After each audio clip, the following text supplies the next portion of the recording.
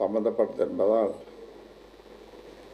இந்த சிக்கலை மனித நேயத்துடன் அணுக வேண்டும்.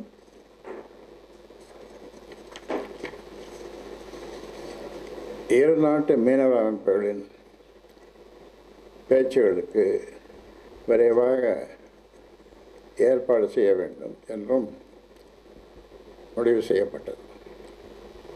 அதன் பின் டிசம்பர் மாதம் இலங்கை பிரதமர் அனுரா குமார